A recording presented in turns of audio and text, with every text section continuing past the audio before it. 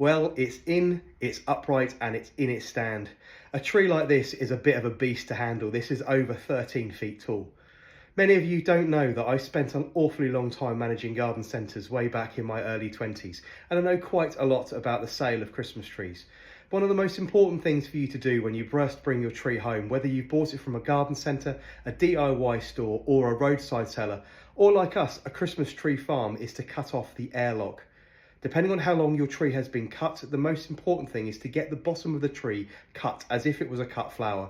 Remove at least 7 or 8 centimetres from the base of the tree and get it straight back into either a bucket of water or your Christmas tree stand, which, like this one, should have a large reservoir of water into it. The next thing to bear in mind is to bring your tree into the house and allow it to settle, and give it at least 24 hours at room temperature before you even start to try and dress it. We do this because the tree is going to naturally try and rehydrate itself over the next 24 hours. Pay close attention to that water reservoir. Depending on how dry and thirsty it is, it might actually need topping up several times.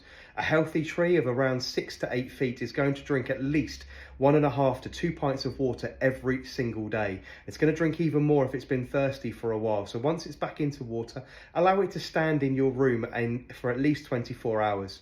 Try and make sure that you situate your tree away from a radiator or direct heat source. It's always lovely to have it next to a fire, but it's really not a very good idea at all. Now, here in this room, we're lucky enough to have underfloor heating, but that does unfortunately mean I have to put a really nasty piece of lino underneath of it, a sheet, and then I'll cover the whole lot up with a decorative Hessian fabric just to dress the whole lot off, and that stops the heat rising up through the tree over the next few weeks and actually cooking it and making it go brown.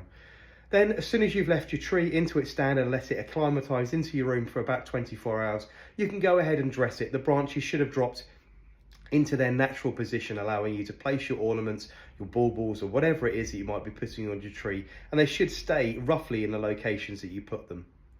Make sure you top up the water regularly. I'll check this tree every single morning now all the way through till Christmas, and as soon as Christmas hits, the actual day itself, I'll leave it and allow it to start drying out. It will then probably spend the next 10 or 12 days soaking up the rest of the water in the stand and slowly drying out. It just means it's lighter to get out of the house when the time comes as well. Anyway, I hope you enjoy your festive period, and whether like me you've got a monster tree or a tiny little one in the house, enjoy decorating your Christmas trees this festive season.